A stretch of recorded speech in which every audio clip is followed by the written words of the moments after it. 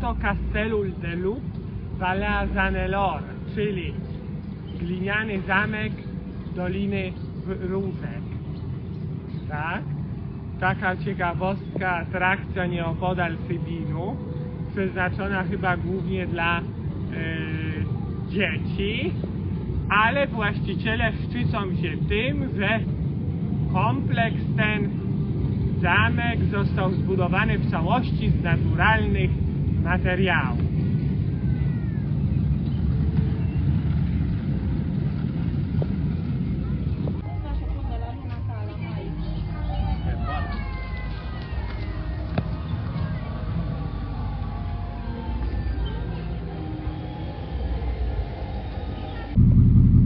Oto kolejna ciekawostka historyczna. Ruiny opactwa Karta. Ale zanim jeszcze o historii, powiem trochę o motoryzacji. Koło nas parkuje żółty Mustang z Bukaresztu. Ukradli mu znaczek niestety. A teraz wróćmy do tego cudownego opactwa. To druga atrakcja z cyklu scenografii do horroru Zakonnica, czy lokalizacji, tak? Gdzie kręcono Zakonnicę. Tutaj również kilka scen stworzono. Samo opactwo powstało prawdopodobnie w 1202 roku, natomiast już w 15 roku zostało częściowo zniszczone z uwagi na najazd Turków i od tamtej pory popada w ruinę.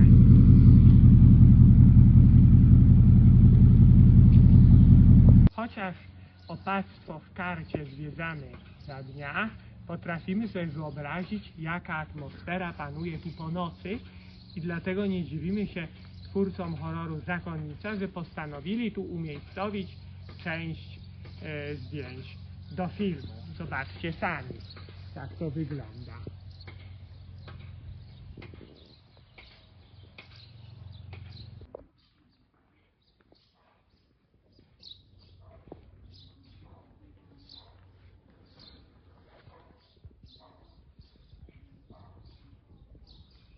Jesteśmy na słynnej trasie Transkogarackiej.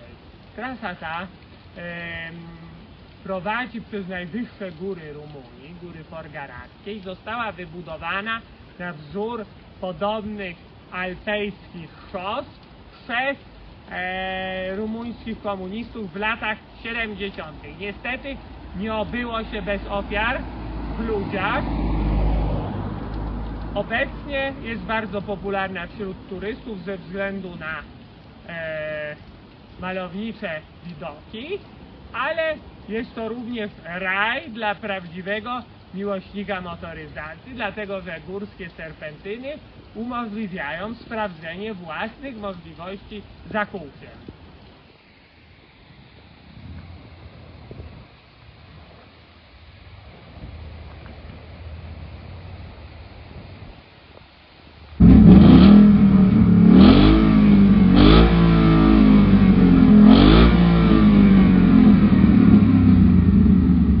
Najwyższy punkt szosy Transfogarackiej za nami. Może ciężko wam to uwierzyć, bo jest lipiec, ale widzieliśmy przed chwilą śnieg. Zrobiłem zdjęcia, zaraz zobaczycie. To zbocze, południowe zbocze z gór Fogarackich prowadzi do miejscowości Curtea de Arges. Ale my tam nie pojedziemy, ponieważ tutaj już nie ma dobrego światła, a i tak najlepsze serpentyny są na północnym zboczu. Teraz zawracamy i jedziemy do Sighișoare. To ponoć najpiękniejsze miasto w całej Rumunii.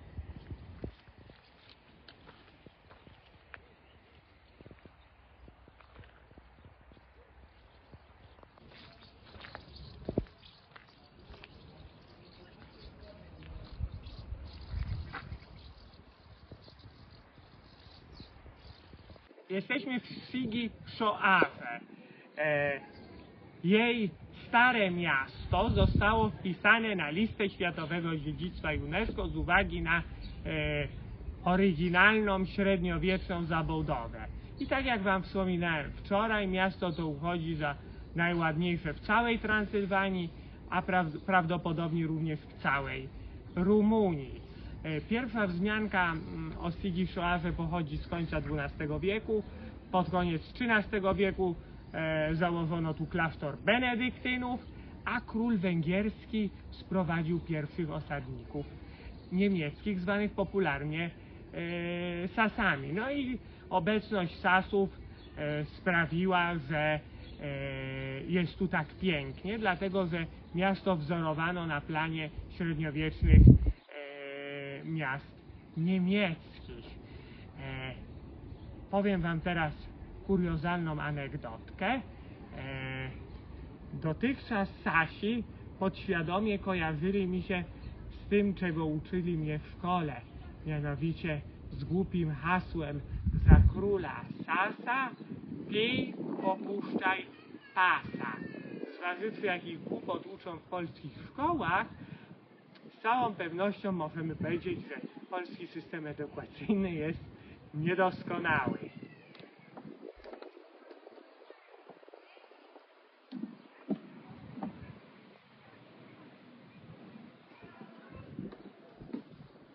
Jeśli mowa o średniowieczu, to nie mogło w Sighisoarze zabraknąć sali tortur. Oto on.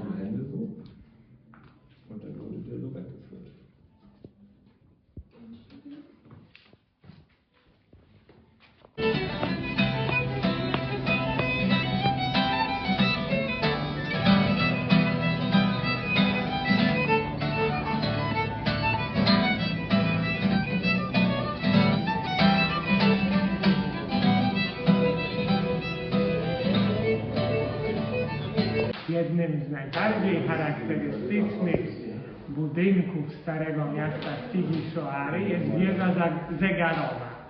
Niestety taras widokowy jest zamknięty, ale wewnątrz można zwiedzić interesujące muzeum traktujące na temat średniowiecza. Można tu zobaczyć wiele przedmiotów codziennego użytku, również późniejszych wieków. Na przykład tutaj mamy instrumenty chirurgiczne i stomatologiczne z XVIII i XIX wieku. A strach pomyśleć, co wówczas musiał przeżywać pacjent, który wybierał się do dentysty. Jest taka historia o świętym Franciszku, który musiał wyrwać ząb, ale nie będę wam tu opowiadał, bo jest zbyt drastyczna. A oto sam mechanizm zegarowy. Działa nieprzerwanie od setek lat.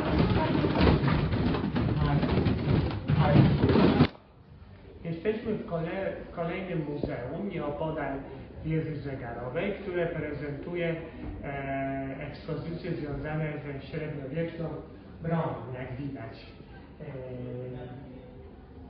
przed wami. Natomiast jest tu też nietypowa witryna, która prezentuje pudełka po zapałkach. I tu mi się przypomniało, że na Dolnym Śląsku mamy takie cudowne muzeum filumenistyczne, czyli związane z zapałkami, w Bystrzycy Płockiej. Byłem tam ze świętej pamięci babcią około 24 lata temu. Jest to cudowne muzeum. Jeśli jesteście z Wrocławia bądź okolic, polecam wam, wybierzcie się kiedyś w weekend do Bystrzycy Płockiej, by zwiedzić to muzeum.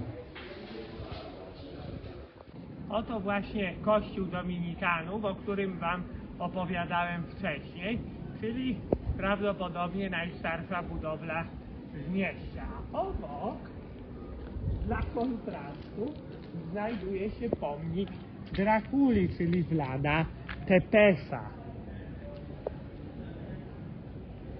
Skąd pomnik Drakuli koło kościoła dominikanów w Sighisoarze? Dlatego, że Dracula urodził się właśnie w tym siedmiogrodzkim mieście I teraz tak, omówmy postać historyczną kontra postać popkulturową. Drakulę kojarzymy z wampiryzmem, natomiast ta postać pojawiła się naprawdę, zapisała się na kartach historii. Formalnie nazywał się on Vlad Tepes albo Vlad III Palownik, bądź też Wład Draculea. Co oznacza Dracula po rumuńsku? Oznacza syn smoka albo syn diabła. Dlaczego? Bo jego ojciec był to Wład II, miał na początku przydomek Draco Smok, gdyż należał do elitarnego zakonu rycerskiego, zakonu Smoka, ale ze względu na to, że cechował się niezwykłym okrucieństwem, dostał przydomek Dracul, czyli diabeł. Jego syn Wład III Draculea albo Palownik również był, słynął z okrucieństwa, dlatego też dostał przydomek Palownik, gdyż swoich wrogów, na przykład Turków, których gdzieś tam wcześniej zwyciężył, nabijał na pale. I stąd jego przydomek. Wówczas jego legenda dotarła do zachodniej Europy. Przekazywano sobie niesamowite historie o niezwykle okrutnym wschodnim wojowniku i zaczęto mu dopisywać moc magiczną. Ale dopiero pod koniec XIX wieku stał się on naprawdę sławny za sprawą angielskiego pisarza Brama Stokera, który napisał powieść epistolarną pod tytułem Dracula. No i w XX wieku nakręcono niezliczoną ilość horrorów, w którym Dracula był głównym bohaterem. A oto jego dom. On tutaj mieszkał w XV wieku. Teraz jesteśmy na tak zwanych schodach szkolnych. Jest tu aż 172 stopnie i wybudowano je w 1642 roku. Schody te są w całości zadaszone, prowadzą z miasta do położonej na wzgórzu katedry świętego Mikołaja.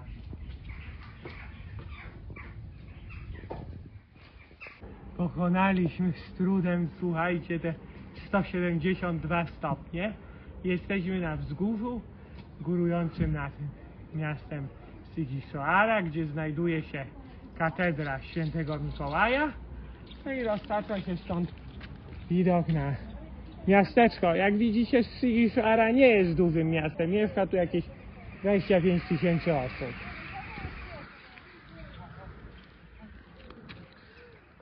Oto kawałek cytadeli Sighisoara. Niestety, jak głosi napis, jest to teren prywatny, nie można jej zwiedzać.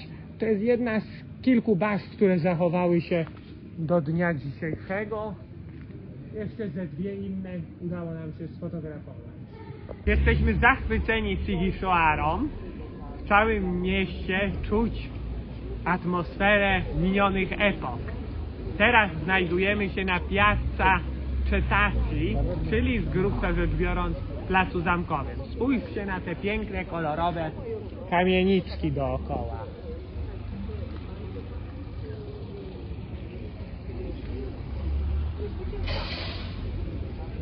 Niestety wczoraj była burza i były przerwy w dostawie prądu, cały dzień padało, pogoda była paskudna, nie zwiedziliśmy wczoraj nic, Ale dzisiaj znawiamy zwiedzanie, wybieramy się do kolejnych 2 miejsc listy Światowego Dziedzictwa UNESCO. Opuszczamy piękne miasto Timisoara i jedziemy dalej do Branu. Chciałbym zwrócić Waszą uwagę na pensjon Otilla, w którym się zatrzymaliśmy. Jest to bardzo fajny pensjon z taką gościnnością w dawnym stylu. Gospodarze mówią perfekt po niemiecku. Jest tu bardzo fajnie, a ceny są rozsądne. Jest tu atmosfera saska, prawdziwa taka. Fajnie, polecamy. Dzisiaj kontynuujemy zwiedzanie kościołów warownych z listy Światowego Dziedzictwa UNESCO. Oto najsłynniejszy z nich, kościół warowny w Bierdan. Pierwsza wzmianka o nim pochodzi z 1402 roku. Jak widzicie, kościół wyróżnia się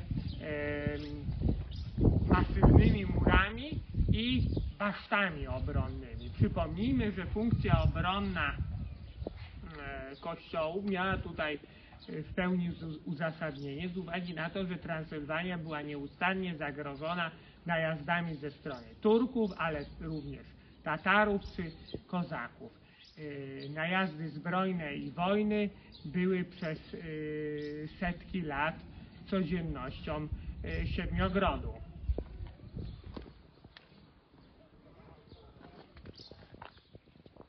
Wschodni bastion miał nietypową funkcję.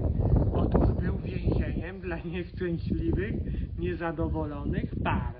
Para musiała tu siedzieć ze sobą, tylko z jednym wyrkiem, stołem, krzesłem, talerzem, szklanką i jednym łóżkiem, dopóki nie zobowiązali się ze sobą spędzić reszty życia i być sobie wiernymi.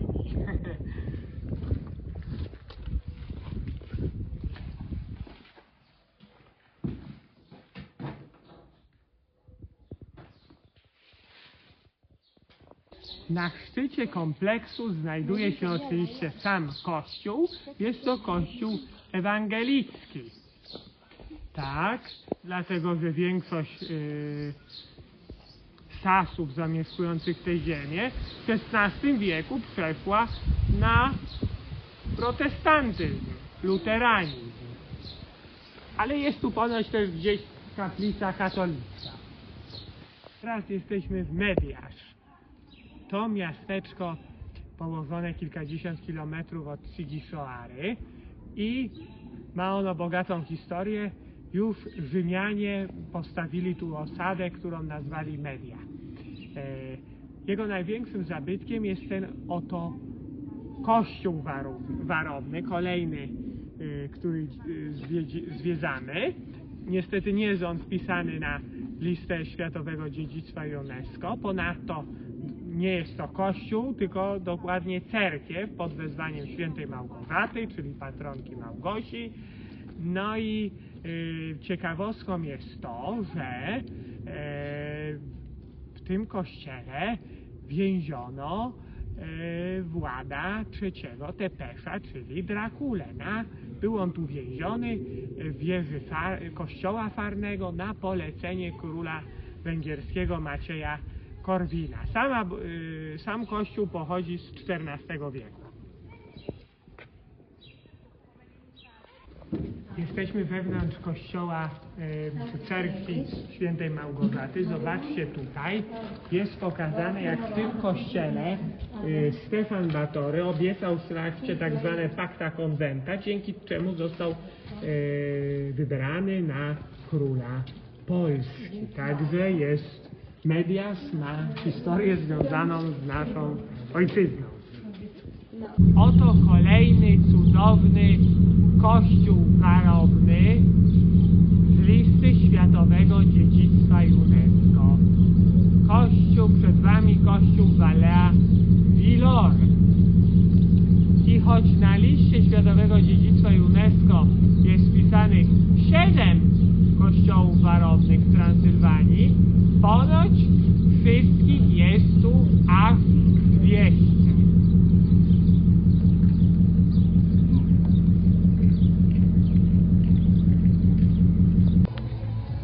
oczywiście w mediach, w knajpie leci z głośników Myslowic w wersji anglojęzycznej.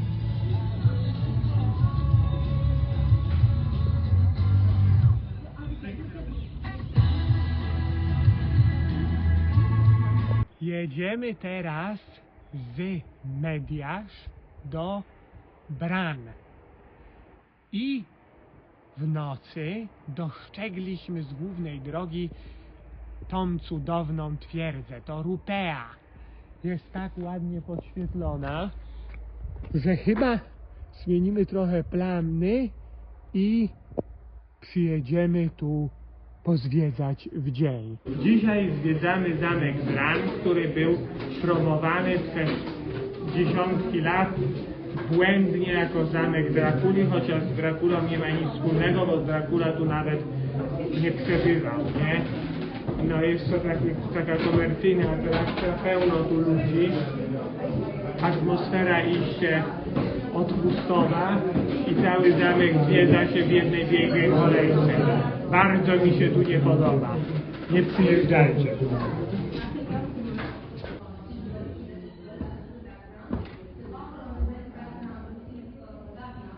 Choć zamek w Branie nie ma nic wspólnego z Drakulą, ma on bogatą historię. Jego początki sięgają 1212 roku, kiedy krzyżacy wznieśli tu drewnianą budowlę, drewnianą fortecę, ale ta jednak została zburzona całkowicie przez Tatarów jakieś 30 lat później. I dopiero w 1377 roku na polecenie Ludwika I Antygameńskiego wzniesiono tu murowany zamek. Jego budowę ukończono 11 lat później, w 1388 roku. Na jednej z wystaw prezentowany jest dawny kostium krzyżacki. Nie dajcie się zwieść pozorom. Te wnętrza zamkowe, choć wyglądają na archaiczne, są względnie nowe. Większość z nich pochodzi z XX wieku.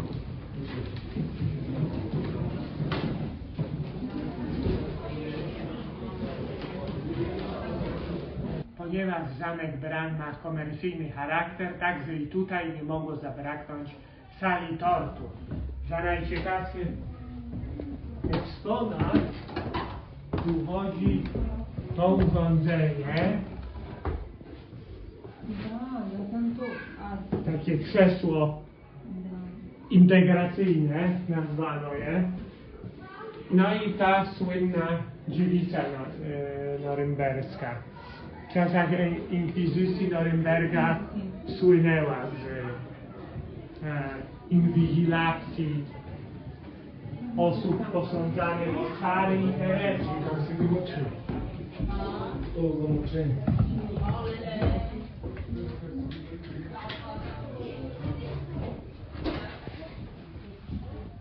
Teraz jesteśmy w tunelu. To nowa część zamku Bran, wybudowana w XX wieku. Nie jest tu za ciekawie, a za wstęp trzeba było zapłacić. To tylko ten jeden korytarz de facto i zaraz tu za zakrętem jest, słuchajcie, wyjście. Podsumowując, zwiedzanie zamku Bran było nieciekawe. Co prawda jest to zamek historyczny, z ciekawymi wnętrzami, ale jest tu pełno ludzi, a cała atrakcja ma charakter wysoce komercyjny, przejaskrawiony.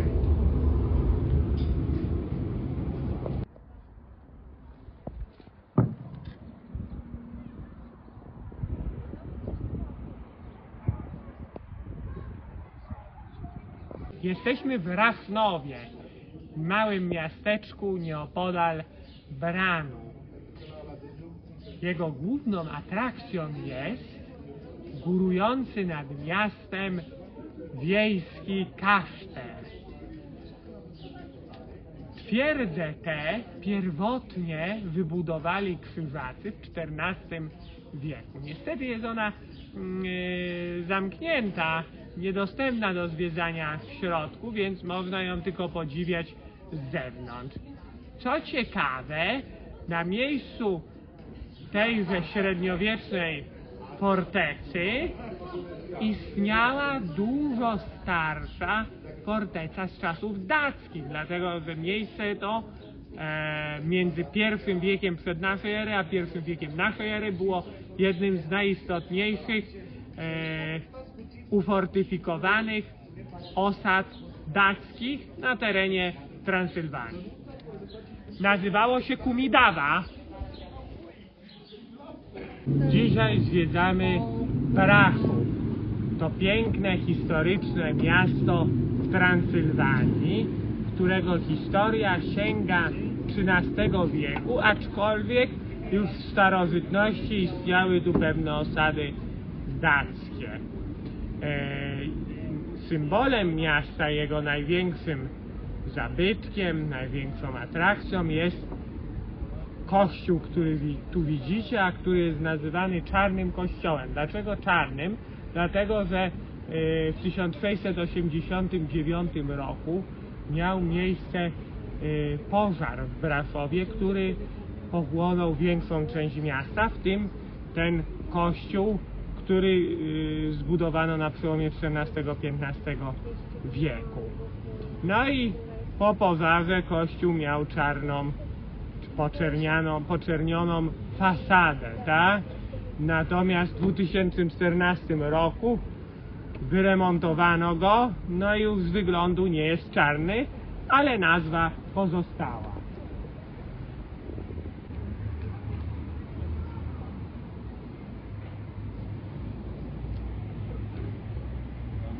Oto Biała Wieża. Jest ona jedną z warstw, które tworzą system obronny miasta. Rozpościera się stąd piękny widok na Stare Miasto i Czarny Kościół. Nieopodal leży Czarna Wieża, która też uległa pożarowi.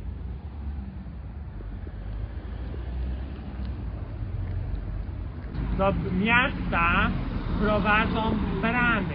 Najładniejsza z nich to brama Katarzyny, a przed wami teraz brama Ske. I tu jest pewna ciekawostka historyczna. Otóż budynki nieruchomości w Starym Mieście w Braszowie między XIII a XVIII wiekiem mogli posiadać tylko Sasi. Rumuni nie mieli tego prawa. Rumuni nazywani byli wtedy Wołochami.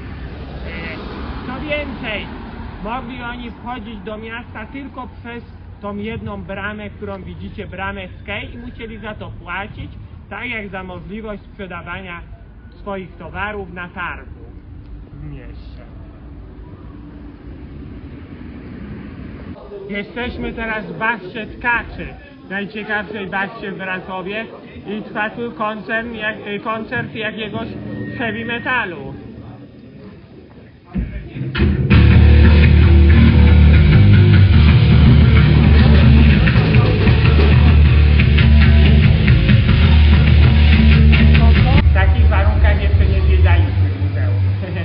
Na zewnątrz brzmi heavy metal, a wewnątrz można oglądać makietę średniowiecznego Braszowa. Ten w środku to oczywiście Czarny Kościół, natomiast te tu baszty z przodu, tam z lewej to biała baszta, a tam z prawej czarna baszta.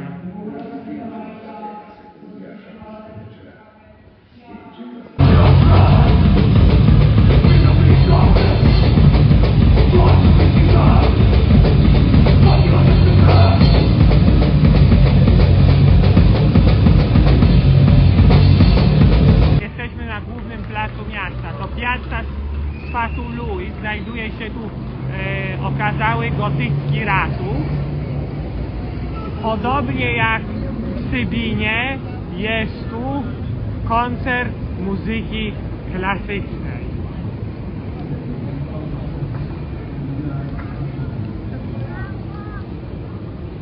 Oto Strada Sforii, która chełpi się tym, że jest rzekomo najwęższą ulicą w Europie. Ale niektóre inne ulice też sobie przypisują te funkcje, to miano, między innymi jedna ulica w Niemczech. Rzeczywiście jest tu dość wąsko.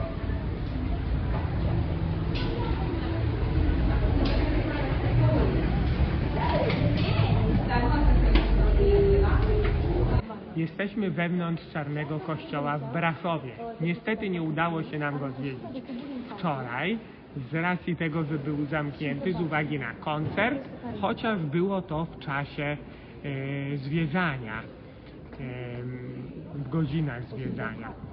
No i specjalnie musieliśmy przyjechać dzisiaj, żeby zobaczyć go w środku.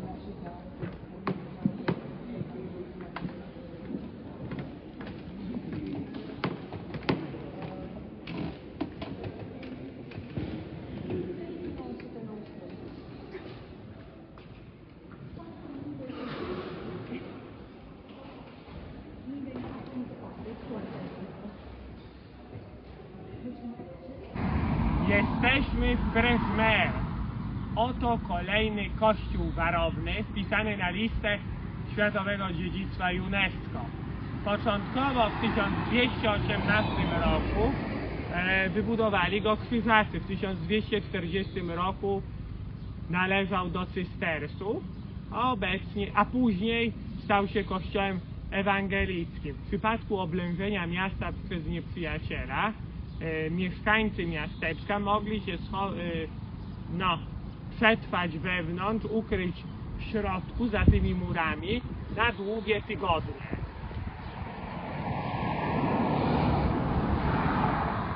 Oto wnętrze kościoła ewangelickiego, który pamięta czasy krzyżackie i cysterskie.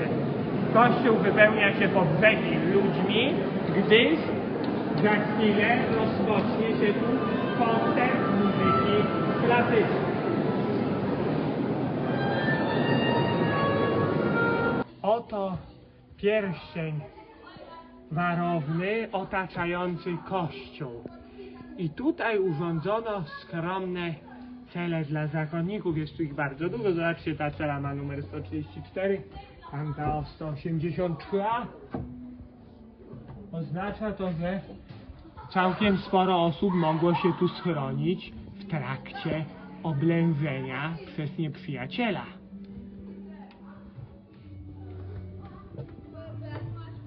Tymczasem w kościele trwa już koncert.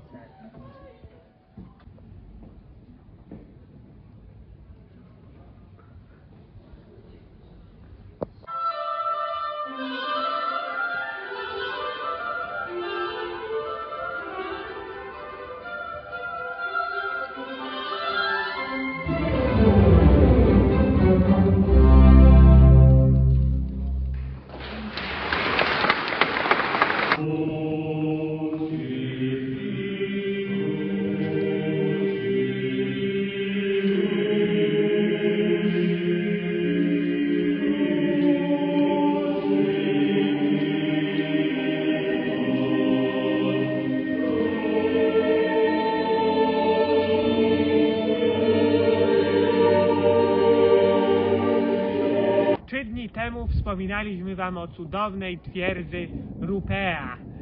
Dostrzegliśmy ją z drogi, jadąc z Sighisoary do Branu. No i postanowiliśmy wrócić. Oto jesteśmy, no ale nie mamy szczęścia do pogody, bo jest bardzo pochmurnie, trochę pada i trwa burza. Ale postaramy się zwiedzić tę cudowną twierdzę. Rozchwalała się burza, ulewa. Schroniliśmy się, słuchajcie, w basie zwiadowców, żeby to przeczekać.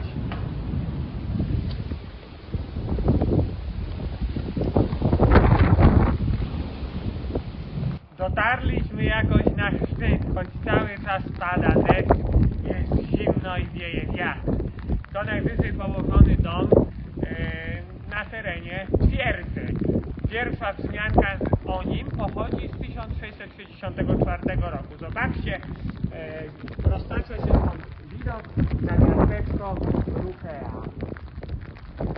W jednej z baszt urządzono niewielką wystawę malarstwa i rzeźby Zobaczcie, jest tu rzeźba trąbki, a to chyba aniołek. Albo ptak. A tu ptaszek, to na pewno.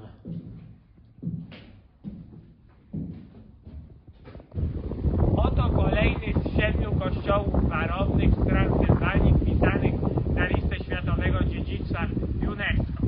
To kościół świętego Stefana w Safic z 1493 roku. Obok kościoła znajduje się wieża, która do złudzenia przypomina słynną wieżę zegarową z położonej nieopodal Sigissuary. Niestety wygląda na to, że kościół jest zamknięty, także musimy zadowolić się widokiem z zewnątrz.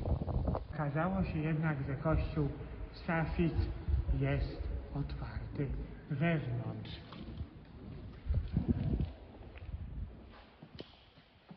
Jesteśmy na szczycie wieży kościelnej. Roztacza się stąd widok na wioskę Viskry. Ponoć jeden dom kupił tu sam król Karol.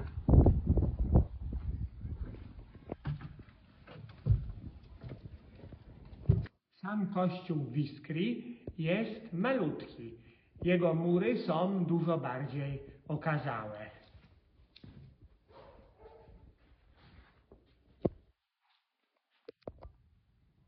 Kościół otaczają z każdej strony masywne mury z kilkoma imponującymi basztami. Widać, że księża byli tu dobrze przygotowani na potencjalny najazd Turków czy Tatarów.